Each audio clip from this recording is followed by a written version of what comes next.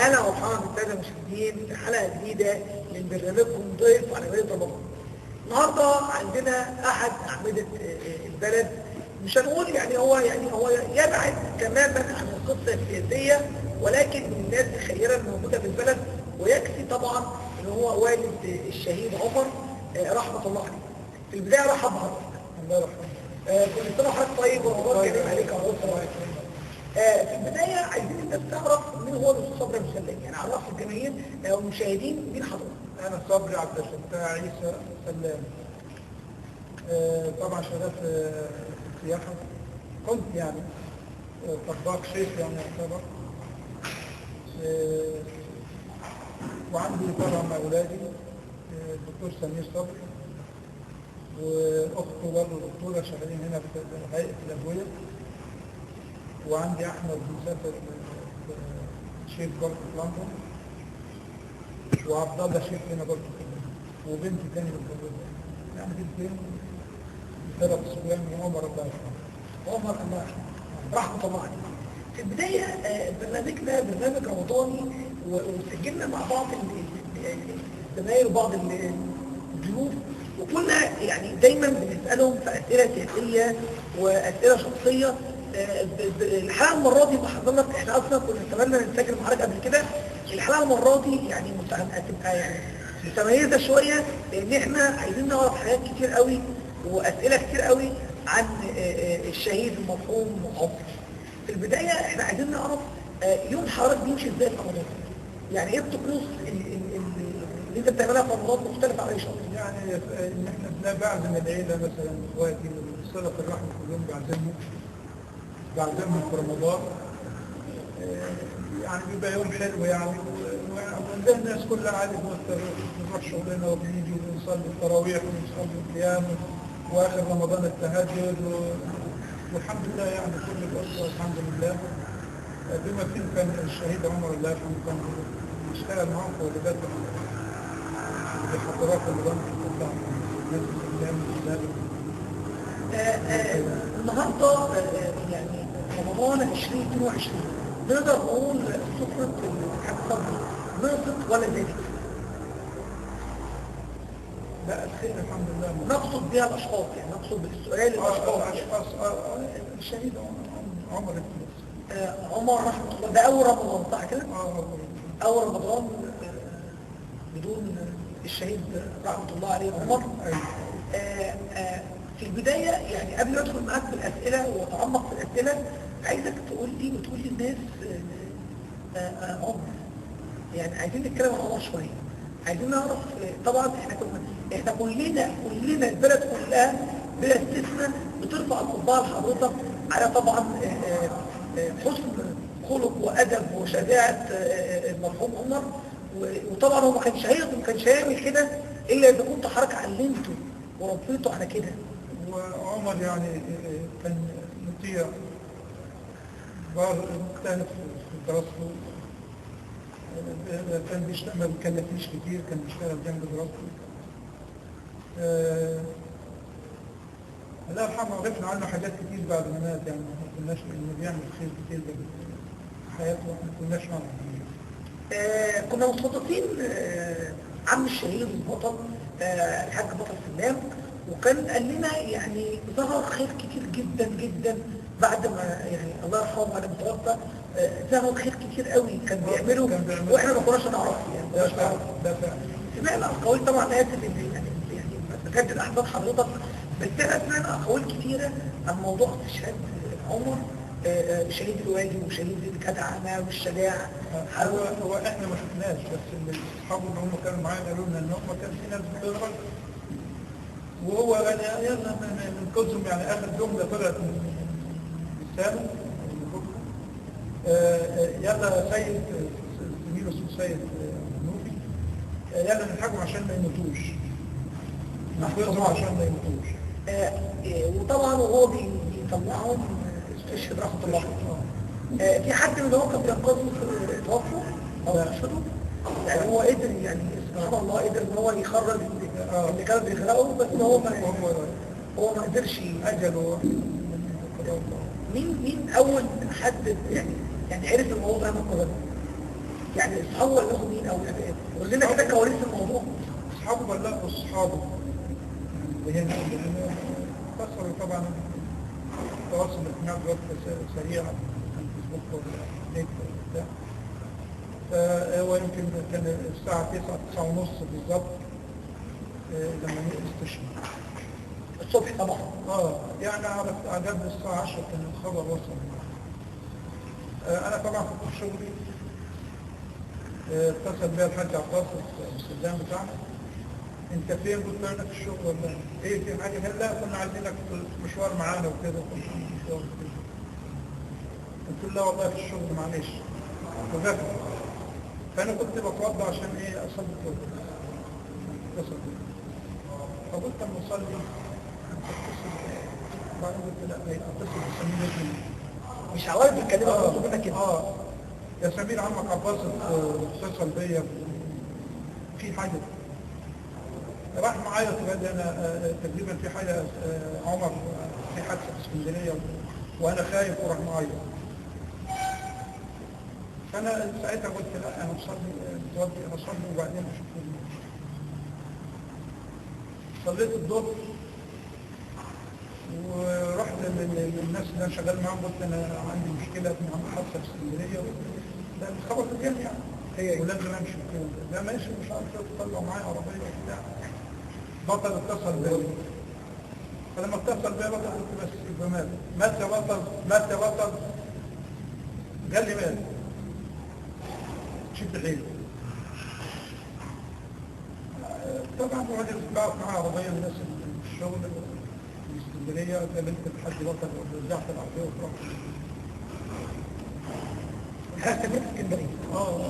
شفته وقفت على وسط. كان مين مع حضرتك؟ مين سافر معاك هنا؟ كتير من البلد. كتير كتير يعني ناس كتير سافرت البلد. سافرت اسكندريه. طبعا كتير. حضرتك رحت هناك طبعا؟ من الاستاذ خير سلام وفوق. رحت هناك يعني وصلت هناك امتى؟ قبل العصر. وصلت قبل العصر. كان كل ده لسه هو طبعا ما بقوش في اي مراسم للغسل او التجهيز او كان لسه اللي جايبينه من الكشف او من المستشفى اللي خلينه على اوضه الوسط. طيب حضرتك يعني ما حدش فيكم طلب ان هو يجي يعني ولا انت ولا حضرتك صح فكره ان هو يتم تجهيزه في المستشفى ولا ده كان قرار من المستشفى ولا ايه؟ بصراحه ما دخلتش فيها تفاصيل. يعني كنت في حاله غير حاله ان انا فكرت. ما حدش من عندكم مثلا طلب ان هو يجي ويطلع من بيته او الكلام ده كله والكلام ده؟ لا الموضوع فعلا دي ودخل دخلنا البيت طلع من البيت بقى الجامع.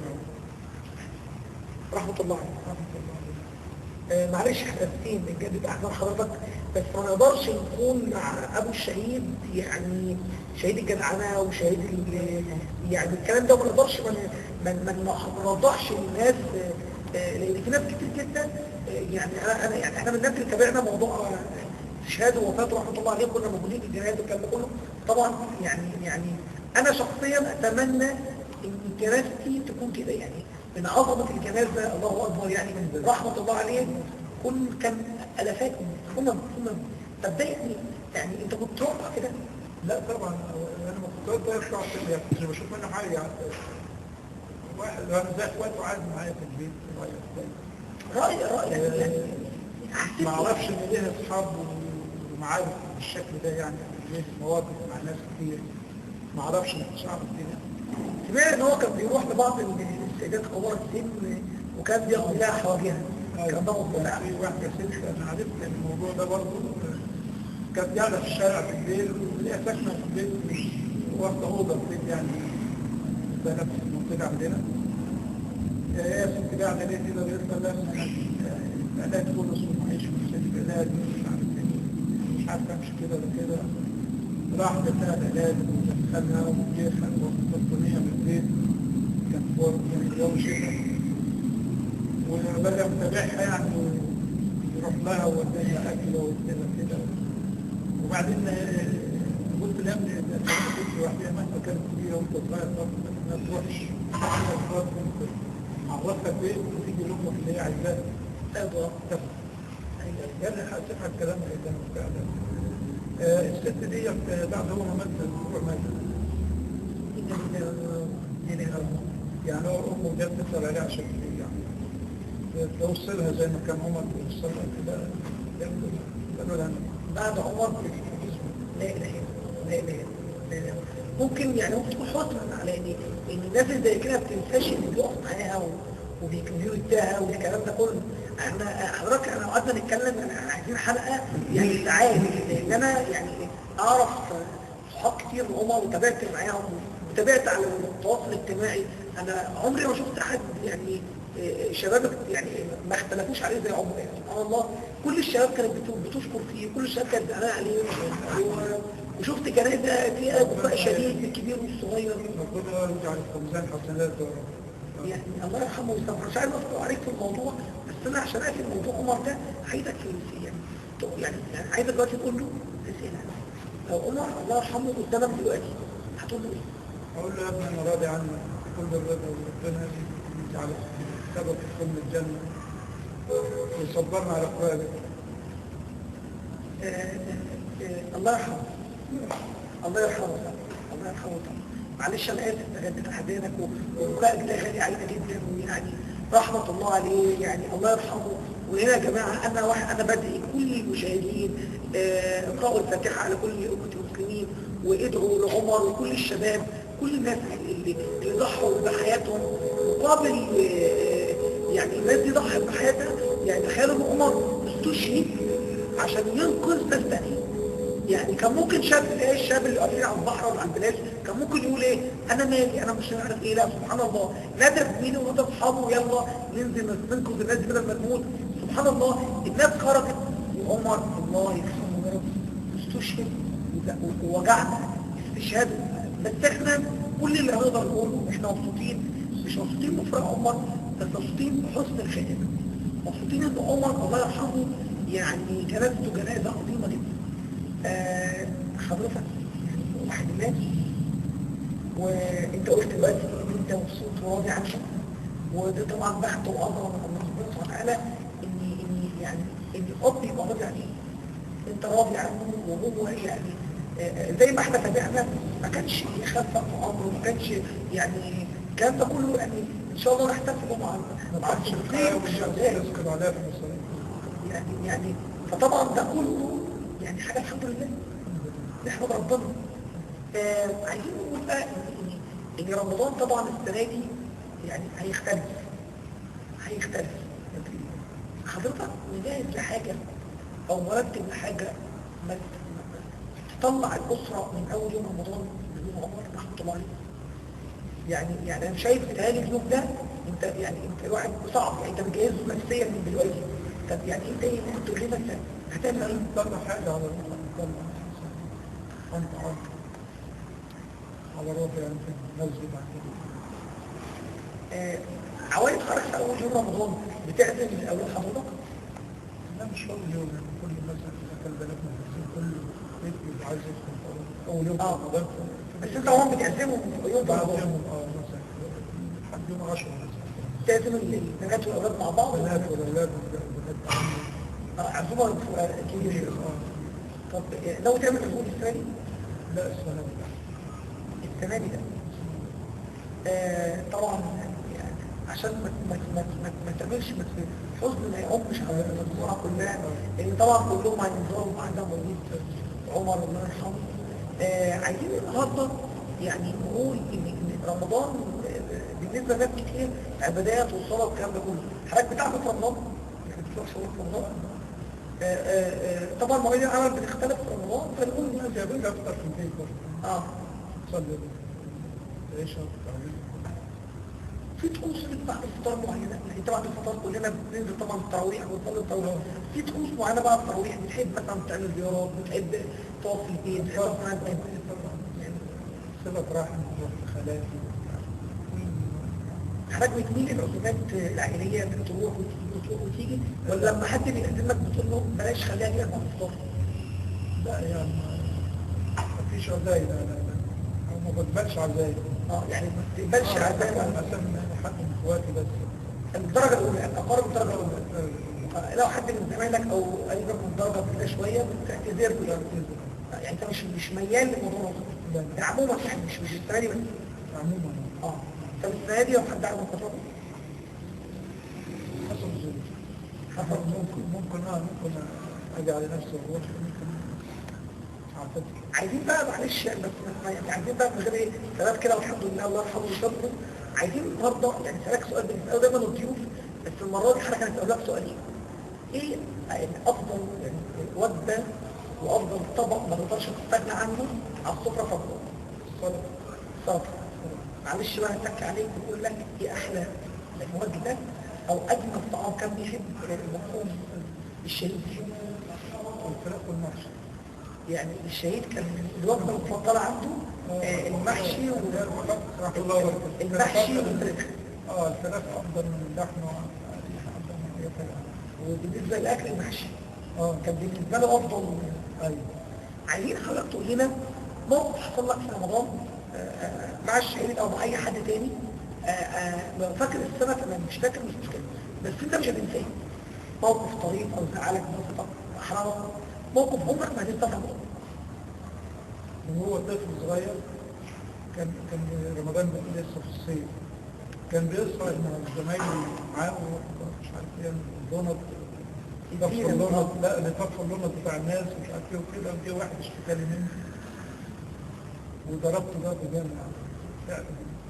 كان بيفصل له النبض بتاع الناس يعني كشيء من الكوميديا والمزح يعني كان في سن مثلا 10 11 سنه كده. ايوه فانت مش ناسي الموقف. ده اللي ضربت فيه جامد.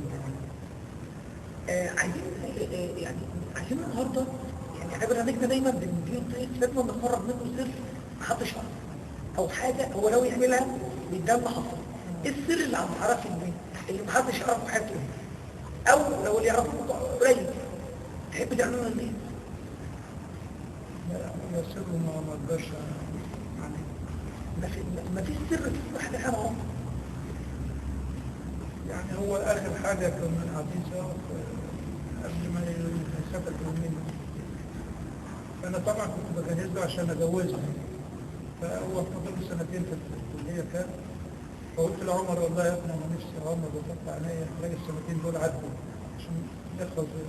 قال لي والله انا بابا قال نفسي عمر بفتح عليا سنتين في الكليه. كنت بتعد انك تجوز كان خاطب؟ لا كان بس انت كنت بتجاهد هو ده اصغر اخواته؟ اول اخواته كلهم متزوجين صح؟ ده كنت انت بتقول له قبل ما توفى بيومين او قبل ما يسافر بيومين يا عمر انا عايزك ان شاء الله. هو كنا عاملين حسابنا يعني الواتساب والشقه مش عارف ايه، يعني بعمل ترتيب يعني عشان اعمل الشقه بتاعته.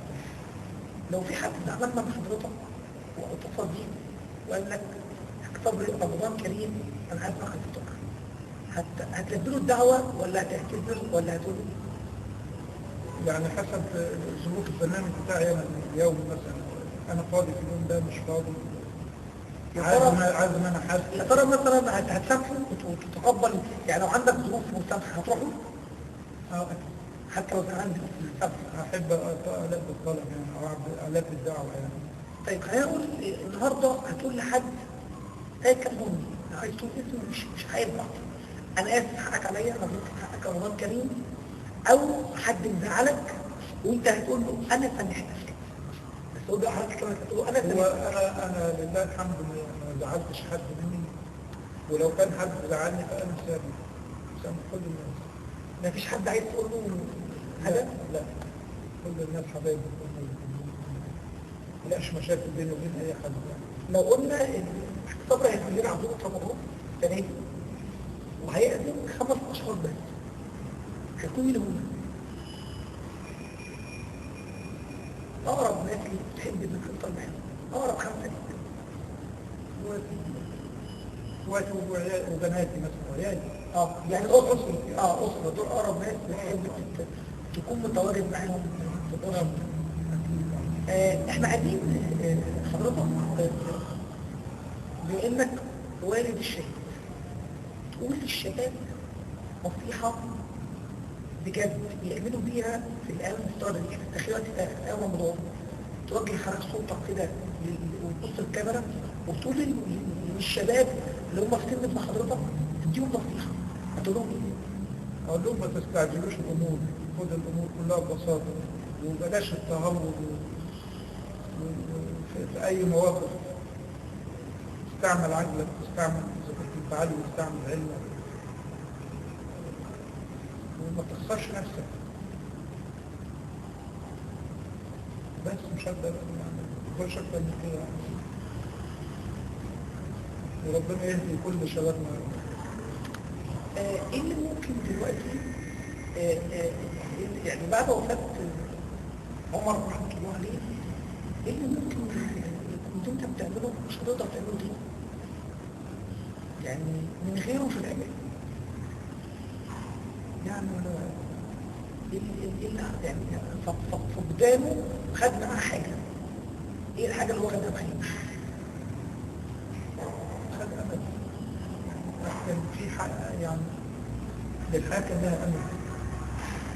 الوقت بما ان هو الصغير تدخل متجوز خلاص، مش حاجة ان انا اخد ايدي يعني منتظرها، مش فرحة منتظرها. عايزين في العيد رجلنا حضرتك تسألني يعني تجاوبني على السؤال كنت انت حضرتك تتمنى الناس اسأله لك بس انا ما سألتوش. طبعا يعني طبعا السادة المشاهدين الحلقة دي طبعا في حديثة دايما عن السياسة، بس الحلقة دي بدون سياسة كفاية ان احنا جبنا فيها شرف لينا وشرف لكل الناس ان احنا اتكلمنا عن الشهيد عمر وخدنا منه قصة بسيطة. بس انا يعني بوعدكم بحلقة هنحكي فيها تفاصيل الشهيد عمر من اول يوم اتولد فيه لحد يوم استشهاده. قول لي حضرتك السؤال اللي انت كنت تتمنى ان انا اساله لك بس انا ما سالتوش انت عايز تجاوب. لا معلش. يعني مفيش اي سؤال كنت حابب اساله. شرفتني الله يكرمك. كل سنه طيب وحضرتك والدنا كلنا. احنا سعداء باللقاء. الله يعزك. وسعيد بوجود الاخ حسن، استاذنا الكبير الاستاذ حسن المحترم. الله يعزك. احنا النهارده بنقول لك احنا كلنا ولادك وانت اخونا كبير وكلنا يا عمر وانا شخصيا يعني فقدت والدي من فتره مش بعيده يعني في نفس سنه عمر، يعني في نفس السنه بتاعت عمر فقدت فيها برضه والدي رحمه الله عليه.